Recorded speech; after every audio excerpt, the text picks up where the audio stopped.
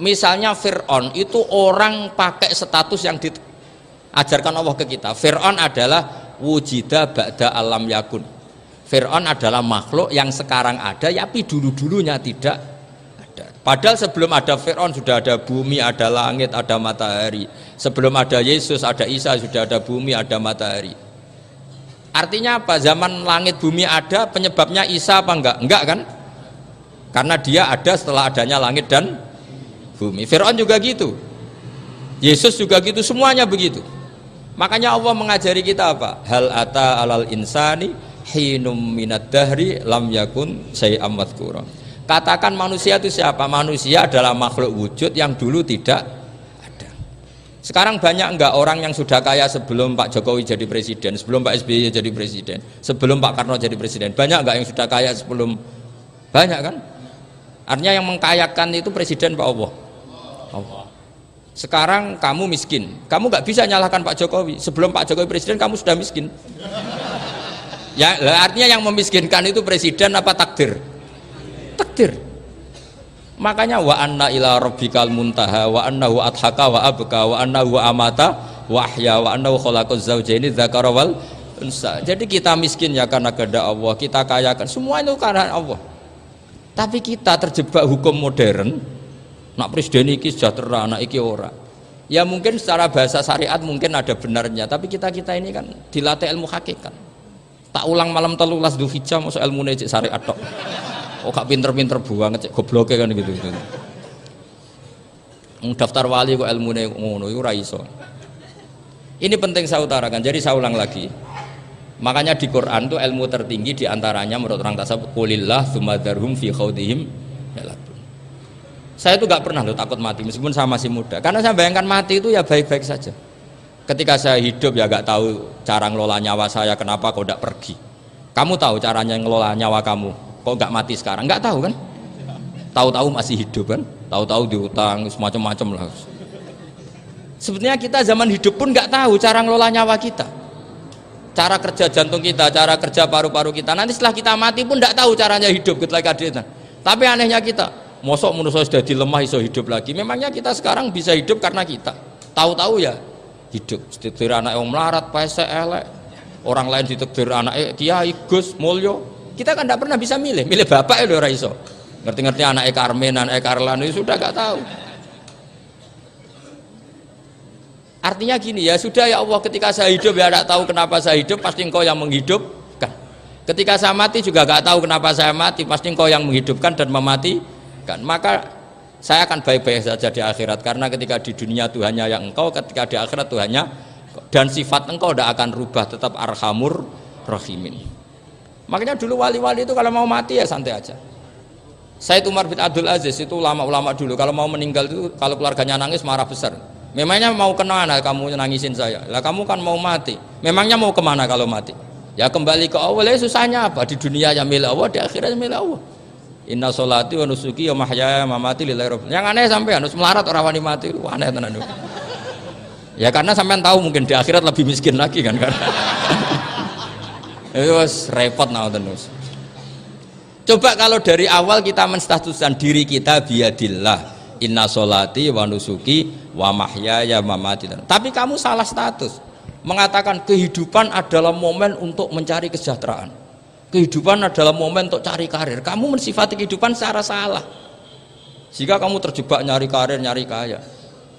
Coba kalau kamu pakai mazhabnya Sufi, kehidupan adalah pemberian dari Allah untuk kembali kepada Allah. Kematian ya seperti itu. Akhirnya ya santai saja. Inna sholati wa nusuki wa mahyaya wa mamati lillahi rabbil alamin. Istri juga gitu. Saya itu tidak sombong. Saya itu mulai nikah sampai sekarang itu hampir gak pernah tukaran sama istri. Sama istri saya itu sering bilang gini, Gus kali-kali kalau saya ngamuk itu diwales, dilawan, supaya saya punya musuh katanya. Betul ya? Ya saya bilang gini, Allah itu maha baik sama saya. Ketika harmonis, ganjaran saya ya lewat harmonis itu, sehingga saya ngasih uang, menyenangkan Anda. Ketika Anda marah, ganjaran saya lewat sabar. Ya sudah, itu semuanya baik. Kalau kamu marah, saya tidak dapat pahala. Makanya kalau kamu marah tak dengerin, ini cara Allah membuat pahala tanpa bayar kata saya. Justru kalau pas rukun itu untuk dapat pahala harus nyervis, jajak nukokno kelambi mahal katanya. Boros itu pahala yang boros katanya. Tapi kalau kamu marah ini pahala paling murah, nggak usah biaya, dapat apa? Pahala, cukup sabar. Lu itu kalau terlatih lama-lama dapat ya biasa saja. Ulama dulu seperti itu semua. Imam Syafi'i itu pernah ada orang baik sekali sama beliau, orangnya itu munafik padahal. Tapi kalau setelah keluar dari Imam Syafi'i dia memaki-maki Imam Syafi'i. Suatu saat beliau dikasih tahu orang yang tadi muji-muji jenengan itu di luar maki-maki jenengan. Imam Syafi'i itu guyu sebenarnya bukan alhamdulillah. Muridnya kan janggal. Ini dikasih tahu gitu, alhamdulillah. Kenapa Imam Syafi'i dia kan di luar maki-maki jenengan? Berarti aku wong wibawa, ning ngarepku rawani. Ya jadi dianggap enteng saja melihat, berarti aku wong wibawa, ning ngarepku ora wani. Ya sudah, terus ketika ditanya, tapi itu kan bahaya bagi anda karena memfitnah anda gini-gini. Kata beliau, zaka Allah. Yang kritiknya bahaya itu hanya Allah Ta'ala. Yang lainnya nggak bahaya. Karena ini makhluk doif, gak penting. Loh kamu sampai tersiksa dikritik orang karena kamu nganggap makhluk itu penting. Ini gobloknya sampean. Goblok segoblok-goblok saya itu. Coba kalau kamu mensatukan makhluk tetap makhluk, kritiknya tidak penting. Selesai kan? Selesai enggak? Ini problem anda tidak wali itu, kalau dikritik ya susah.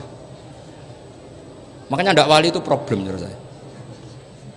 Makanya saya nggak ingin nggak jadi wali itu kan, karena hanya wali yang hidupnya itu la khaufun alaihim walahum yahzanun. Orang dulu tuh semudah itu hidup, gampang sekali. Dulu ceritanya diantara ceritanya manakibnya Sayyid Ja'far Shadiq itu, kalau ada orang memaki-maki dia itu dikirimi hadiah. Kenapa?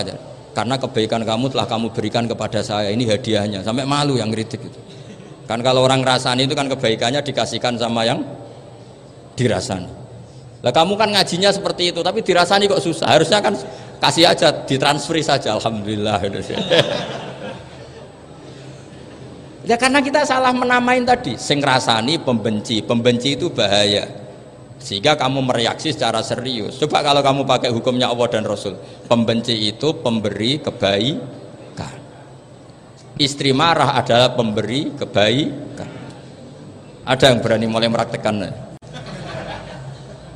Latih begitu terus, insya Allah nanti hidup kamu barokah. Itu disebut wa'allama adamal asma. Dan itu yang diajarkan Rasulullah. Rasulullah itu kalau ngajarkan hidup itu gampang sekali. Allahumma ja'alil hayata ziyadatan li fi kulli khairin wal mauta rohatan li min kulli syarrin. Jadi kalau kita hidup anggap saja peluang untuk nambah kebaikan. Kalau kita mati anggap saja akhir dari semua potensi kejahatan kita. Anda sekarang mungkin tidak zina, tapi potensi zina. Anda sekarang tidak korupsi, potensi korupsi. Anda sekarang tidak selingkuh, tetap potensi selingkuh. Lah anggap saja kalau mati berarti akhir dari segala potensi itu. Alhamdulillah. Makanya saya tuh nggak pernah takut mati. Karena saya misalnya setiap saat mati ya saya nanti akan bilang, ya Allah ini sudah mau mati berarti mau akhir dari segala potensi keburukan saya. Alhamdulillah. Makanya itu ulama-ulama dulu kalau ada preman mati, saya guys tonggone ra gelem muni saya. Waduh preman kurang ajar. Saya guys tonggone tetap ra gelem muni saya. Padahal kiai ini muni, saya guys pun mati pun mboten saged macam-macam niki pasti. Karena dia dengan mati berarti rohatan mingkuli syarrin, keburukannya tidak terulang lah. Lah keburukan nggak terulang lagi itu saya apa buruk? Saya. Makanya kiainya minta saya ge niki tonggone cek menengai. Saya ge menengai. Makanya suatu saat kalau ada gitu kamu harus bilang apa? Saya pun mboten jahat malih pun mati. Jadi kayak apa coba? Coba sekali-kali statuskan kalau al hayat adalah ziyadatan lana fi kulli khairin.